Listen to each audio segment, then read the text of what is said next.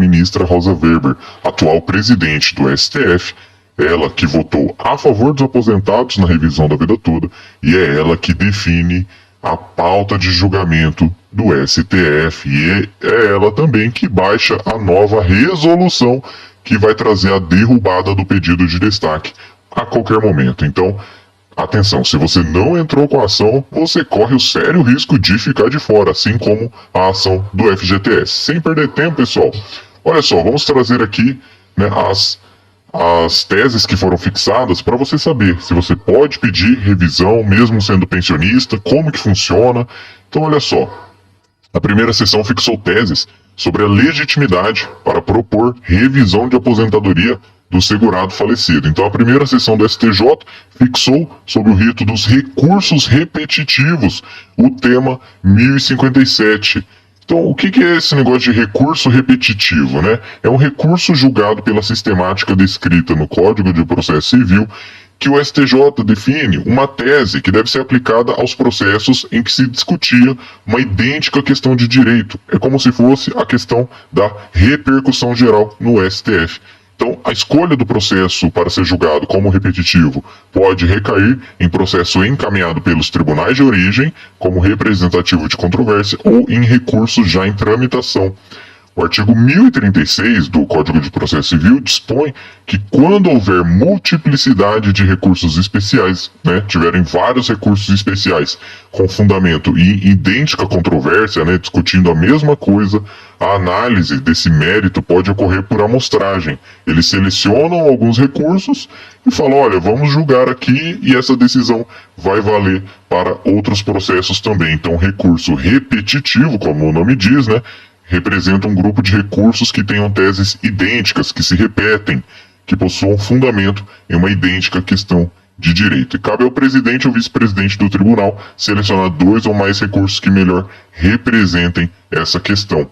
Então visa trazer celeridade na tramitação dos processos, isonomia de tratamento e segurança jurídica, para que 2 recursos com a mesma causa, 2 recursos idênticos, não tenham decisões diferentes. Então isso aqui traz uma segurança jurídica para os pensionistas, tá certo?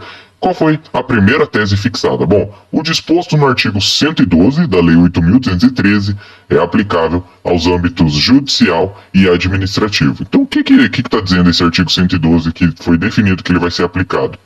Olha só.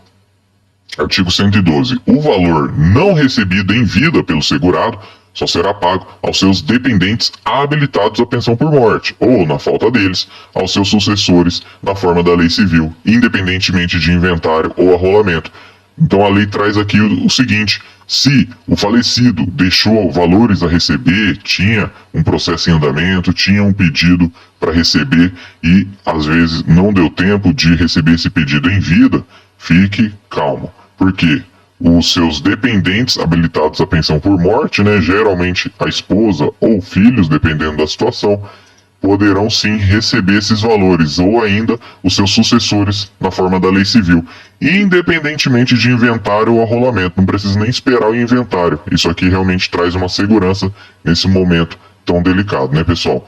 A segunda tese fixada, qual que foi? Os pensionistas detêm legitimidade ativa para pleitear por direito próprio a revisão do benefício derivado, pensão por morte, caso não alcançada pela decadência, fazendo jus a diferenças pecuniárias pretéritas não prescritas decorrentes da pensão recalculada. Ixi, doutor, eu quase entendi, mas parece que está meio difícil de entender. Então vamos lá que eu te explico. Os pensionistas detêm legitimidade ativa, legitimidade para entrar, pleitear por direito próprio a revisão do benefício da pensão por morte. Você pode sim entrar com revisão do benefício, mas atenção, eu vou trazer 2 informações aqui muito importantes, além das 2 outras teses, e o que você precisa saber é o seguinte, pessoal: os documentos que você vai precisar são o extrato previdenciário CNIS, a carta de concessão do falecido, tá? Vai precisar ter acesso, se possível, ao meu INSS no CPF do falecido, tá certo? Porque é lá que vão constar as contribuições. E também a carta de concessão da pensão por morte. A terceira tese fixada é o seguinte: caso não decaído o direito de revisar a renda mensal inicial do benefício originário do segurado instituidor, os pensionistas poderão postular a revisão da aposentadoria, olha só, a fim de auferirem eventuais parcelas não prescritas resultantes da readequação do benefício original.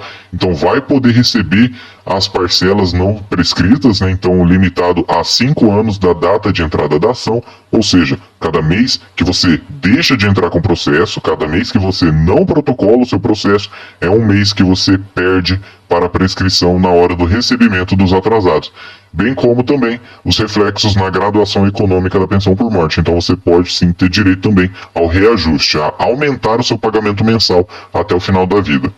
E a quarta tese fixada: na falta de dependentes legais habilitados à pensão por morte, os sucessores, herdeiros do segurado instituidor, definidos na lei civil, são partes legítimas para pleitear, por ação em nome próprios, a revisão do benefício original, salvo se decaído o direito ao instituidor e, por conseguinte, haver eventuais diferenças pecuniárias não prescritas, oriundas do recálculo da aposentadoria do falecido.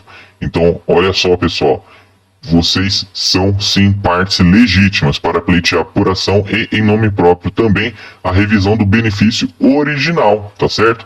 E aí, o que ficou decidido aqui? A ministra Regina Helena Costa, relatora, explicou que essas questões foram ao longo dos anos submetidas e dirimidas pelo STJ e agora tem essa questão definitiva. Segundo ela, a legislação processual civil desautoriza, como regra, a postulação de pretensão vinculada a direito alheio, ou seja, a lei ela não permite que você entre com uma ação pedindo um direito de alguém. Você só pode entrar com ação pedindo o seu direito. Só que ela falou o seguinte: olha, não, mas espera aí, a questão da pensão é um pouco diferente. Por quê? Não é um direito de caráter personalíssimo só do falecido, né, que se extingue com a morte do titular, ou que se altera estruturalmente com a substituição do sujeito. É a partir da morte do titular que surge esse direito à pensão por morte. Então, pode sim ser possível. Ela falou que no campo do direito e da seguridade social, a concessão e a renúncia a benefício previdenciário constituem direitos intuito personae, cuja disposição se atribui unicamente ao segurado titular. E também é personalíssima a renúncia promovida pelo beneficiário titular com o objetivo de obter benefício mais vantajoso no regime geral. Olha aí, pessoal, ou em regime de previdência, como não se transmitem os benefícios assistenciais. Então, ela diz o seguinte, que verifica-se que o objeto da ação de revisão em foco, limitado a formular um pedido de readequação dos benefícios previdenciários já concedidos, não está dentro das hipóteses impeditivas. Então, pode sim entrar com revisão. É isso mesmo, pessoal. E ela esclarece mais uma vez que, incorporado o benefício ao patrimônio jurídico do segurado titular por ato regular de concessão, eventuais alterações dos parâmetros de outorga, geradores de efeitos financeiros, assumem natureza puramente econômica. Ou seja, o que você está brigando, né, não é pela concessão da pensão ou concessão da aposentadoria do falecido. Não, ela foi concedida. O que você está brigando é pelos efeitos financeiros, né, de um eventual cálculo incorreto feito pelo INSS. Então, é sim possível transferir esses direitos aos terceiros legitimados, tá certo? Ó, dá a eles legitimidade processual para ajuizar a ação revisional. Pode sim entrar com a ação, está decidido, você está protegido pela jurisprudência e agora o que você precisa saber é justamente isso, que os documentos necessários serão o do falecido, tá? Então você precisa ir atrás dos documentos do falecido. Sem esses documentos, aí realmente fica até difícil de fazer os cálculos, fica até difícil de pedir alguma coisa, né? Porque se a sua pensão por morte foi concedida em cima do que o INSS considerou para fins de efeito da aposentadoria do falecido, então quando a gente vai pedir uma revisão, a gente pede a revisão, sim, da pensão, só que em cima dos cálculos da aposentadoria do falecido. Então você precisa ir atrás do meu INSS, né, da senha, login e senha do falecido. Você pode pedir no INSS, se você tiver a carta de concessão e extrato previdenciário CNIS também, tá certo? As carteiras de trabalho, tudo isso vai ajudar também a revisar o seu benefício e aumentar o valor que você recebe até o final da vida e também conceder os direitos para receber os atrasados. Que Deus te abençoe grandemente. Assista aos nossos outros vídeos aí na tela. Um grande abraço e até a próxima.